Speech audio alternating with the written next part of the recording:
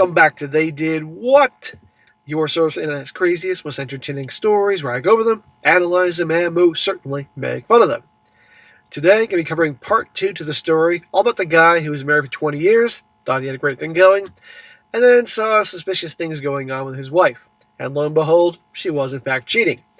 And he played smart by playing the long game, doing the recon, and found out who the guy was, found out who his wife was, got her in to help him, and together they walked in on this dude's wife and her husband cheating, and well, you all recall what happened. Pretty funny there. And now we're going to continue on to part 2, as to how things go through the divorce on both parties, how things go with the exes, and how things end up. Definitely an unexpected twist you'll see at the end. So continuing where I left off, the aftermath of after now the divorces were kicking in. He says, after a few days, I called my stepdaughter and let her know that her mom had put our marriage in a bad situation and that I needed her to take her mother's cell phone to her. I told her that she could let her brother know, but I didn't want to discuss the situation with her or her brother until her mother and I dealt with what was going on. Yeah, I wouldn't want to be on the phone telling stepkids who you raised, I walked in on your mom in a thong with some dude with her hand on his you-know-what, about to, put her mouth on it, and she barfed. I probably wouldn't go too well. Let your mother explain. But well, let me backtrack. Don't let your mother explain. We'll just cover that one later. Michelle called me soon as her daughter dropped off the phone and thanked me for not telling the kids about what was going on. I then said I haven't told them yet, as she was quiet and asked when we could sit down and talk. What's there to talk about? There's no going back from this. She said she still lived at our home and that she could come home if she wanted. I just told her to go ahead if she thinks that's wise, but you and I won't be sleeping in the same room, and you'll need to buy another mattress because I hauled our mattress to the dump. Or sleep on the couch while I'm not in the spare bedroom because I didn't want anyone to share a queen-size bed with her in the guest room. I don't care. I've already started filing for divorce, so it'd be just easy to have her served at our home. So in other words, this is still both your house. She can technically still be there, but no, we're not sharing the same bed. I threw that bed out. You can get a mattress for yourself, or you're on the couch, honey. As soon as she walked in the door, she placed a clean health report from the local clinic, went to the kitchen table, and asked to talk. So she already got an STI, huh? So I sat down to hear her spill. She swore up and down it wasn't my fault. They never shared nudes, and that what Camille and I interrupted was as far as it ever gotten, but she did the screening at the clinic to prove that she was clean. It doesn't matter. Your phone records are showing you were talking to this guy a month and a half. That's cheating. And then I walk in on you, in our house, in our bed, with you in a thong. You probably don't wear thongs for me. In a thong, with your hand in that guy's junk, and then you're about to, I don't know what else could have happened. Like I should believe you. That's enough.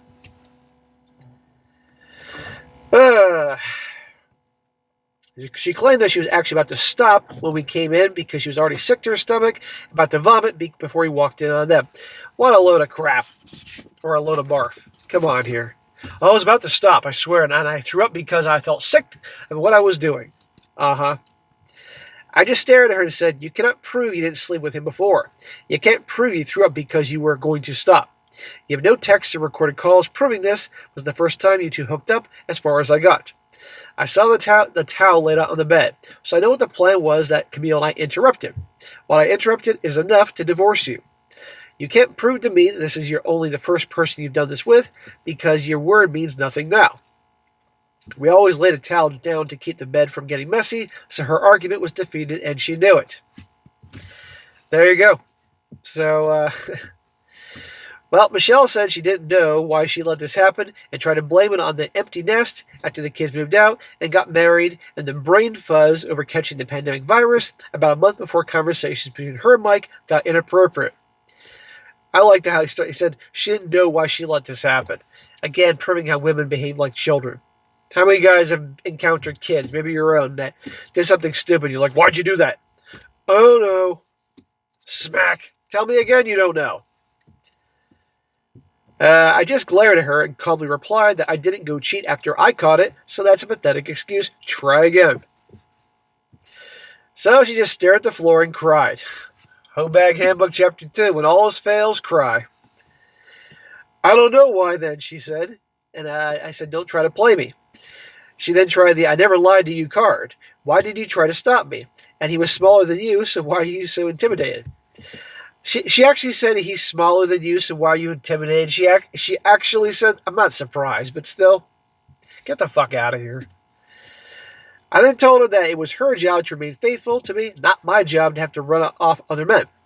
She knew that if she ever cheated on me, even just once, didn't matter how long ago it happened, that I would divorce her.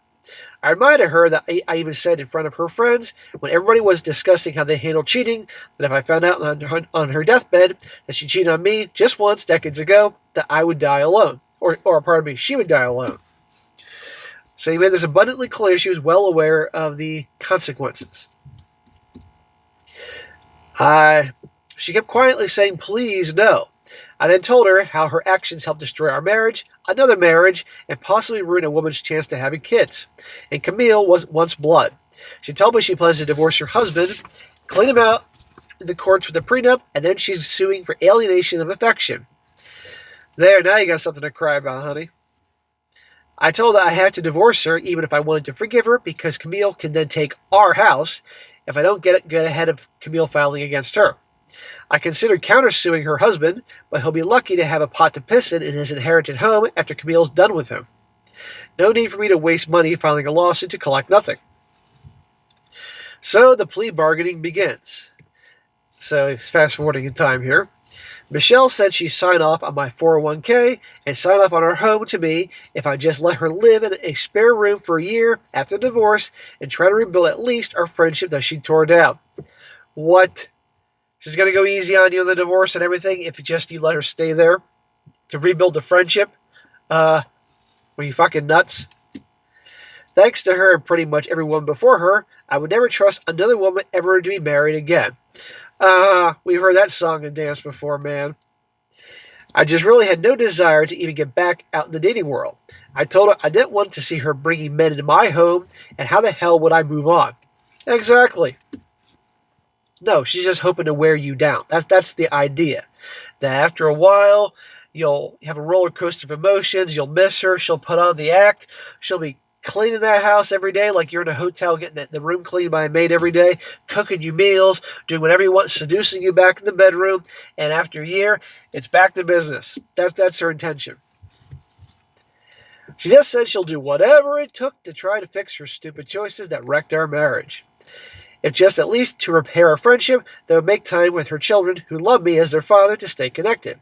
Even if it meant watching me bring other women home, and her only bedroom companion was one of our cats and a battery-operated adult toy for stress relief. Yeah, I'm sure she'll be great when you bring other women home. First of all, you're not interested in other women right now, and do you think other women would want to come home to a place with your ex-wife in the same house? Yeah, that would work out real well. She had already deleted her Facebook account, and Mike quit where they were working, so they no longer worked together, which I couldn't care less at this point. I deleted my Facebook just because I was done with the drama. I just laughed and told her that not many women out there would believe a man nearing 50 years old, living platonically with his cheating ex-wife as platonic housemates. Thank you, exactly. I stated that I felt too old to start over-dating, and given that what I see for most single modern women today, I want no part of today's Tinder hookup culture that my single friends deal with. She just said that after a while, maybe I could tolerate intimacy with her again after some time has passed. See? This is her plan. I mean, it's not rocket science here. It's not uncommon. This is the playbook. They screw up, they get busted, beg and cry and plead, and sooner or later, I'll wear him down, and we're good to go. I asked her how interested in being intimate with me she'd be if the last time she saw me naked was with another naked woman and her hands wrapped around my junk. She just looked down and didn't say anything. I just shook my head and said, whatever it takes to get this going, but I can't make any permanent promises I don't get fed up with her and want her out. I only agreed because I didn't want to lose my kids, and there were a lot of great memories for almost 2 decades. You saying what I think you're saying? She said that she'll take whatever she can get. I told her she gets to tell the kids that why we're divorcing. She said okay, like she was giving up. This wasn't the proud, faithful, strong woman I married. I emailed my divorce lawyer yesterday, made the changes, and then had my wife served. She signed it, and it was just going to be a matter of time to be processed in the courts. Getting a new mortgage just in my name sucked because interest rates had risen, but it is what it is. So in other words, the house is now in your name. You took out a new loan, whatever that was, and you had to do fucking higher interest rates to make sure it's in your name. So if Camille decides to sue your wife for alienation of affection, it's not going to affect your house. And some people might say, well, Camille wouldn't do that to this guy. Doesn't matter. You could have put it past her. You just never know.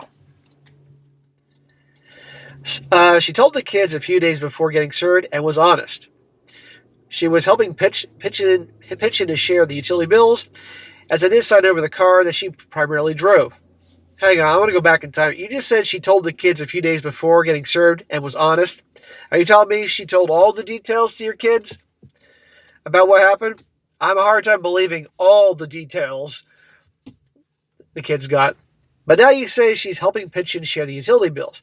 So she is living there with you to help start over and all that. Are you nuts? I wouldn't be doing this. But okay, it's your life, man. But guys, don't leave. We're not done yet. It's going to get interesting. I had more money and time to work on my 2 old muscle cars with no desire to chase women, so the housemate thing was tolerable. She kept her hands to herself but tried to chat when possible. I wasn't mean to her, just indifferent. I was hurt and destroyed, but I wasn't going to let her see that. So you're letting her stay there to rebuild, and obviously she's splitting all the utilities and all that. But, my man, if you never want to be with her again, what good can come from this? You know? Well, we'll see. I did keep Camille in the loop for what I was doing, as she and Mike were still living under the same roof. She was on the fence on whether or not she was going to sue Michelle. Camille's situation got bad that Mike served her illegal eviction notice from their home the day after she had him served with divorce papers. Oh my God, so she's quite warranted divorcing him. And remember, the prenup states that she gets everything, but the house is in his name, or however the fuck that works. Now he wants to evict her from the house.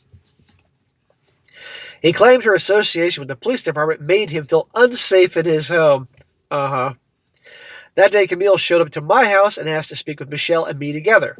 Oh, this should be good. She told Michelle that thanks to her, she is now about to be homeless, divorced, and childless.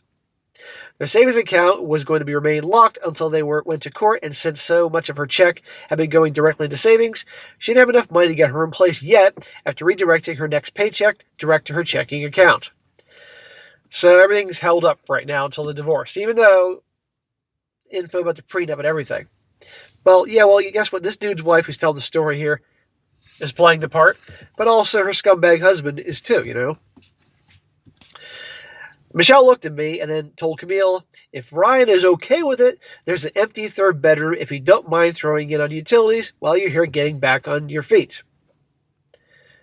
Oh, so now you're going to have Camille the cop come live with you too? I know you and Camille are allies. I know you're attracted to her. But how's this going to work with all 3 under the same roof? I know your ex-wife Michelle, who now you're patching things up with, because you had 20 good years, even though she's a cheater. And obviously she's trying to be on her best behavior, but still. But okay. She says, it's the least I can agree to for what I've done. I was dumbstruck. I had enough drama for the evening, so after Camille hugged me and thanked us, I went back to my bedroom. Oh, so Camille's moving in for the time being. Well, she's moving in, and the other one's there. Well, we can all use our imagination where this is going. Some of you are like, this is bullshit. Guys, stranger where fucked up shit has happened. There are reality shows in this. Camille ended up telling Mike that I was considering suing him for the same thing she was considering suing my wife for. It shook him that he might lose his house, and I liked that. She ended up telling him that if he didn't fight her over their savings that was meant for her planned pregnancy, that she'd take that money and a lump sum payment to step away from the marriage quickly. There you go. He buys her out, and you don't sue. Well, what do you get out of this? She put it in his head that if he mortgaged his house to get her the infidelity clause penalty money, it could shield him from my possible lawsuit by getting a lien against his inherited property, as it was pretty much his primary asset that she couldn't touch. She ended up walking out of the marriage after lawyer fees worth over $100,000, and she thanked me for playing along by sending a legal notice of possible intent to sue. Well, she deserved it. I don't know how long she's married to the guy, but good. During this time, she resigned from the police department and landed a decent paying job at a law office as she had planned before their affair nightmare happened. Okay, she's done being a cop. Now she's a paralegal. Okay. My divorce was finalized first and hers a month later. While all this was going on, I kind of got used to not being a hermit in my bedroom, but oddly hanging out with both Michelle and Camille in the living room or dining room after work on the regular. These are your sister wives here. Not your wives, but sister housemates, and we... It was odd the two of them seemed to be becoming friends, too. Camille pretty much let a lot of her animosity go towards Michelle, let go a lot of that towards Michelle, because if Mike hadn't stepped out with her, it would just eventually been with some other woman. A better before they had a child together is how she felt about it. It was her ex-husband who owed her the loyalty. For months I came home to supper usually cooked. House was clean and generally a pleasant home. For a man with no wife or partner to come home to, I didn't really have any desire to be with any woman at the time anyway. So getting cuddled by my two cats was about all I'd deal with anyway. So you're being treated like the fucking king, even though the situation is nuts. Let me reiterate that. But it's your life. Your ex is there and is doing anything to win you back, be in your good graces, and don't be fooled. She's trying to win you back, guaranteed. And the other one's there, happy, and obviously likes you too. Here comes a smack, because this living arrangement went on for over 6 months until something finally happened. Gee, what finally happened? Can we all guess? It was a Friday night after work, and both of them were hanging out with glasses of wine in the living room and supper ready on the stove. They asked if I'd come watch a movie with them after eating, and I didn't mind as I'd done before. It was one of the Lord of the Rings movies, so hey, why not? If there's a Lord of the Rings or Star Wars movie on, I'll plop down and watch even if I fall asleep. Watching it for the millionth time. Well, I wouldn't plop down if it was anything other than the original trilogy of Star Wars. And I watched the Lord of the Rings marathon in October, so there you go. There was laundry on the love seat, so I ended up sitting between them on the 3-person couch and flicked the living room light off for the movie theater feel. About 2 hours in, they started dozing off. They both ended up snuggled up next to me for the last part of each movie with an arm wrapped around my waist with their arms were overlapping. Both obviously knew the other was there. I kind of snickered and thought to myself that if I was only 30 years younger and finishing watching the movie. I ended up tucking both of them in on the couch and threw blankets on them. And sometimes they were snuggled and watching TV or reading, tossed a couple of logs in the living room fireplace, and went to bed. Well, didn't you say at the beginning that Camille is also P.S. bi? Then again, I guess they're all kind of bi. About an hour later, I heard a slight knock on my door, and it opened. Camille asked, "Can we come in here tonight? It just feels drafty in here, blah, blah, blah." I said, "Yeah, okay." I was half asleep. Instead of telling them just to turn them away, I turned up the thermostat of the central heat and went back to sleep, forgetting that I don't wear anything or sleep, and I'll break into a sweat through the night. When I woke up in the morning, they were both spooning me from opposite sides of the bed, and neither of them had any clothes on. No, I never saw that happening. Once I realized they were not all wearing anything and tried to slowly sit up, they both woke up and just stared at me and each other. Michelle gently pulled Camille on top of me and said, "You both need this," and well, this happened. And other things happened. It was something I never expected in my life or even knew my ex-wife would be interested in, to say the least. This is the same ex-wife who you never ever would thought would cheat on you, and you found proof and walked in on her in her thong, about to go down to Chinatown on that guy, videotaping it, and now you're surprised that she wants to have a three-way with another chick? Really? Again, this is the ex you're allowed to live there, who will do anything to get back in your good graces to continue her relationship with you. Well, man, if this is true, because we can all question some things here, and you never know, truth is stranger than fiction, you are in the position that you haven't made if you play your cards right. Well, let me rephrase that. You don't have to do shit. Just you have these two chicks that want to make you happy. I don't see any very long-term good things coming from this, but you can have fun in the moment. Well, you may wonder how this arrangement is going. As far as family and friends know, we're all just housemates who can have better financial situations living together. My parents and brother are gone, and Camille's parents died when she was young, so no family's meddling in what we're doing. Yes, I still love my now ex-wife, but I'll never remarry her.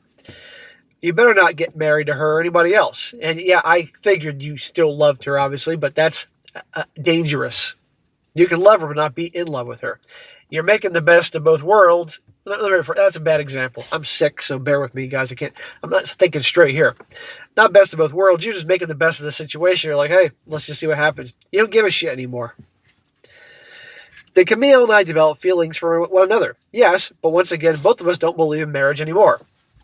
Essentially, it's an exclusive three-person situation that if anybody wants out, they know where the door is. I still have a great bond with my stepkids and now grandchild, so still having my ex live with me gives me all the access to my kids and grandchild, and came out financially whole after 2 divorces. And I have 2 partners to take care of any of my needs that I have and split the bills with me, so I have plenty of expendable income. I still have that crew cab truck that hijacked a Bluetooth phone call. I love that truck for unintentionally having my back with the whole Bluetooth situation. Camille still says she too loves my truck, and Michelle just smirks at it and calls snitch, then laughs. Considering a marital contract can be broken so easily, what's the harm in what we're doing?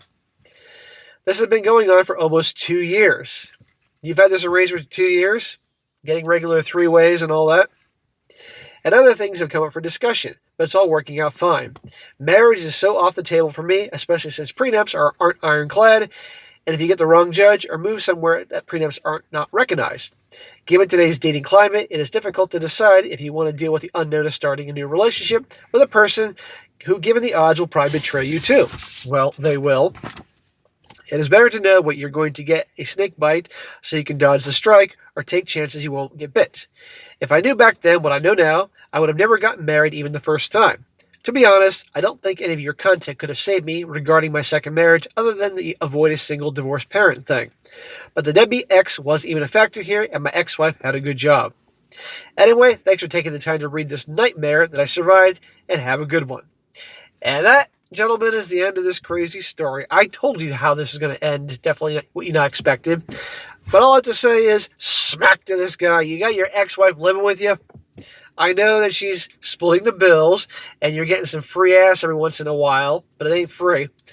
And you got Camille not living with you, too. I got a problem with you having fun with Camille. But you better be careful, my friend, because her long-term plan is to remarry her. Don't ever fucking do it. But at the end of the day, again, a lot of people are going to say this is bullshit, but you just never know. Be careful. You're now about 50 years old. You're close to my age. You're enjoying your life. You got more disposable income than you had before because they're all splitting the bills. Fine. But sooner or later, Camille is going to probably want something serious. And I'd be very careful in case Camille gets pregnant. Yeah, because she does want kids. But then again, you said you wanted kids. So who the fuck knows where this direction goes. But this is not going to last forever. You're having fun now. Just be careful. But as long as they're there, and they're treating you like the king, and want to remain in your good graces, and they're keeping the house clean, and fucking you whenever you want, and cooking, and splitting the bills, so you got all this extra money, have fun for a while, but it's not going to last forever, and just be careful. I can't begin to imagine what the kids and anybody else are saying, but at the end of the day, fuck them, who cares? To me, honestly, this is not ideal. You should be on your own, and they can go off and live someplace else. That's what you should do, frankly, eventually, but it's your life. It's not what I would do, but it's your life. I'm sorry I went through all this crap. I mean, this is an entertaining story, and I'm glad that the Bluetooth and that truck exposed that when you have to be close in traffic. How convenient. And it was pretty funny, her barfing on that guy, and you remain pretty cool through this whole process, but whatever, man. But I wish you the best, but just be careful. That's all I can say. All right, guys, that's it for tonight. Be sure to comment down below. Let me know what you think about this. Again, be sure to comment away. I can't wait to hear the comments on this. And, guys, you find a great story, definitely send it my way, strongsuccessfulmale@gmail.com. Give me some time to get to it, and I will if it's a good one. And be sure to like the video, share it with your friends, and subscribe. I'll catch you next time.